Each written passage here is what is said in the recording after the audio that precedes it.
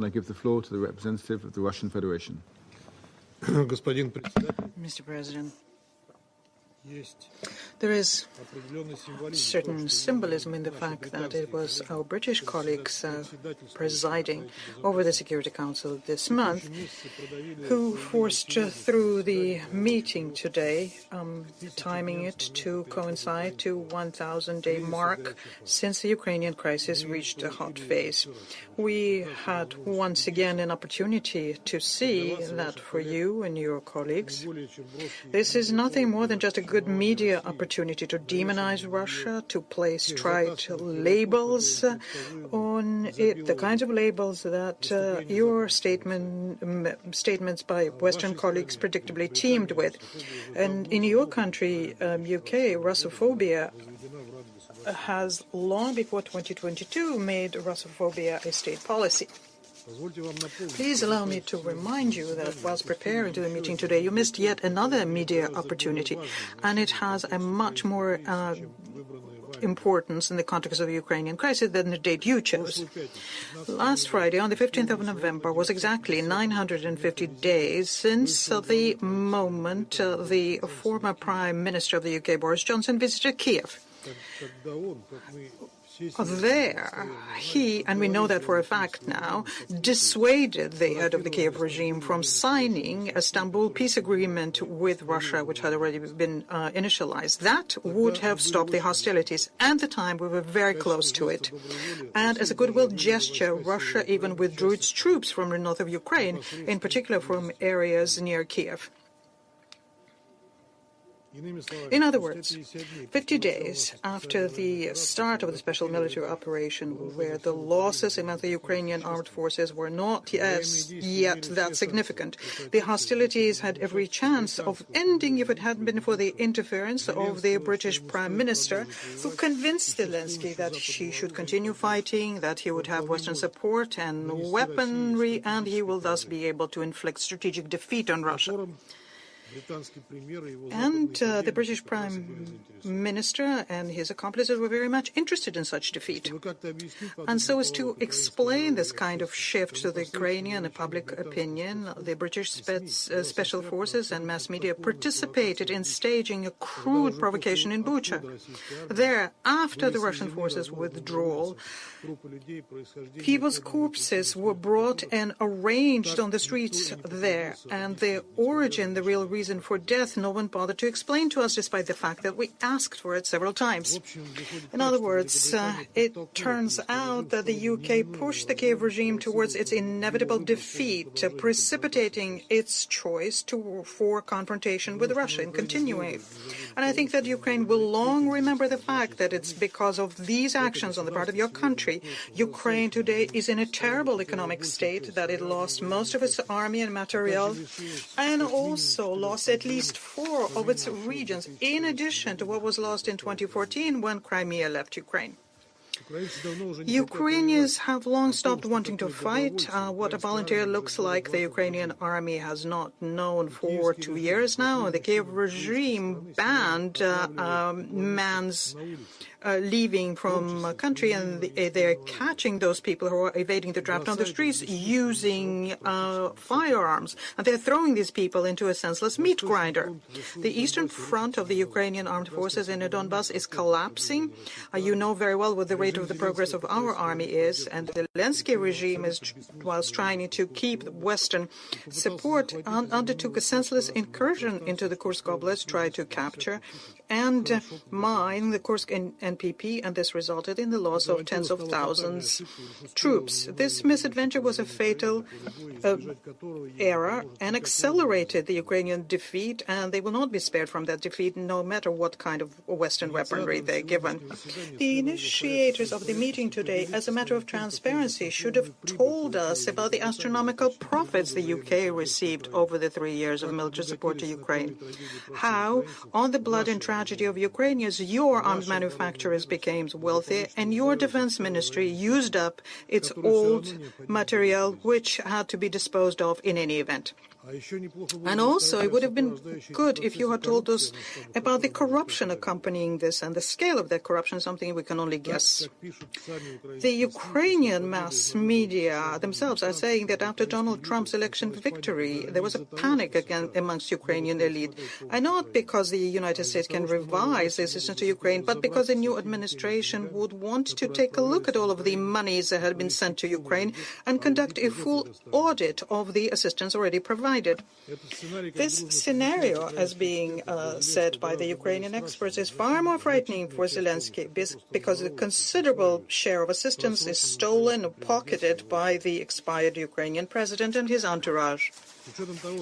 Take into account that the amount of just military assistance by UK since 2022 are in the amount of $9.7 billion. Given that, we can say that your contribution to the corruption in Ukraine was certainly made by your country as well. We'll probably not end up seeing any kind of an investigation by British authorities because in such cases, what is important in an investigation is to make sure you don't end up accusing yourself. Mr. President, for those who know the history of the UK, the history of your country is long-term interference in Ukraine, which culminated in the actions I just mentioned. This has not been a revelation.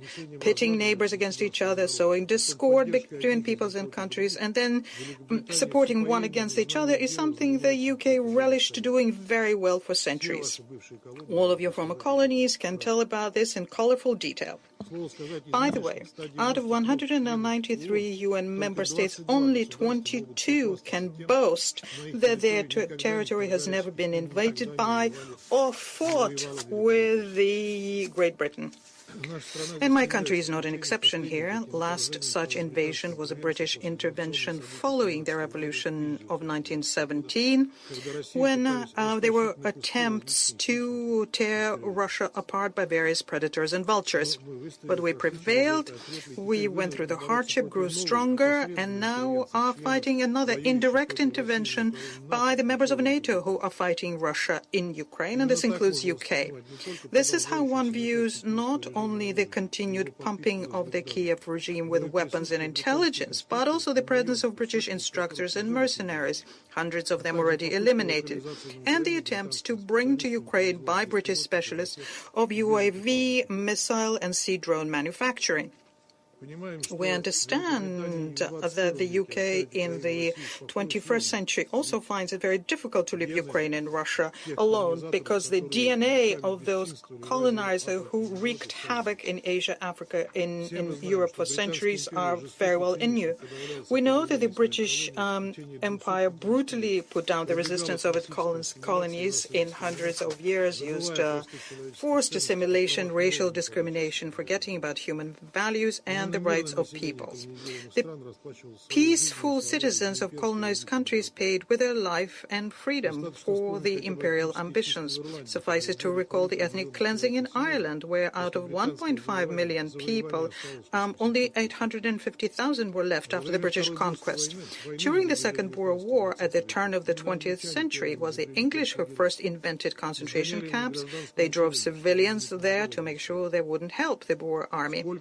How many people perished there? Nobody knows, because the British didn't count the indigenous people as human and didn't document their losses amongst the Africans. We do know, though, that in Kenya, after the Mau Mau rebellion, there were mass prosecutions. 300,000 people died, 1.5 million put into camps and made into slaves. And in India, where during the period of British colonialism was done enormous damage, a famine was engineered as a result of which 15 to 29 million people died. The consequences of the actions of the former colonizers is something that can be felt in the world to date. And even though colonial empires are a thing of the past, the old methods, pressure, manipulation, interference, continue being used in new ways.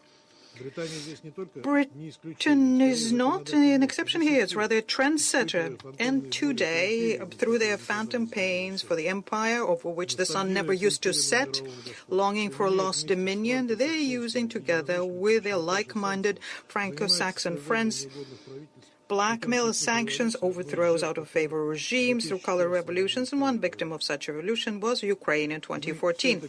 And I'm saying all of this to show that there is no moral right to accuse or blame my country. It doesn't exist. When we set ourselves the goal of getting rid of the neo-nationalist and neo-Nazi hornet's nest in our borders, there's no such right. Until such time as the threat emanating from it, including the absorption of Ukraine by NATO, are not removed, until there's discrimination of Russian-speaking peoples because of their faith in history, until Ukraine continues whitewashing, glorifying Hitler's accomplices, until such time our special operation will continue. Its goals will be implemented in any event, diplomatically or militarily, regardless of whatever peace plans and schemes are being developed in the West in the interest of saving the entertainment actor Zelensky and his clique, and independently of the militarist agony of democratic administration, which has suffered a humiliating defeat in presidential election, lost the trust of most of its population, is now issuing, according to the mass media, suicidal permissions to Zelensky to use long-range weapons to strike inside Russia. Perhaps Joe Biden, for many reasons, has nothing left to lose, but we're astounded by the short-sightedness of the leadership of UK and France. They are eager to play into the hands of the exiting administration and are dragging not just their countries, but the entire Europe into large-scale escalation with drastic consequences. And that is what our former Western countries should think very hard about. Also, those who start thinking about freezing the front lines need to think about freezing the front lines along the Minsk agreements rejected by Ukraine and its Western mentors. Don't waste your time. We no longer have any confidence in that. We will only accept the kind of decision which will remove the root causes of the crisis and will not allow it to happen again. As for defeating Russia on the battlefield, I suggest that you abandon this idea. Europe has tried this several times, and the outcome of each such attempt is well known to you. I thank you. I note the statement from the representative of the Russian Federation. In my national capacity, I don't propose to dignify that statement with any kind of response, other than to note that it was a series of lies, misinformation and deflection. I will allow Ukraine to speak for itself in terms of its own actions in this conflict.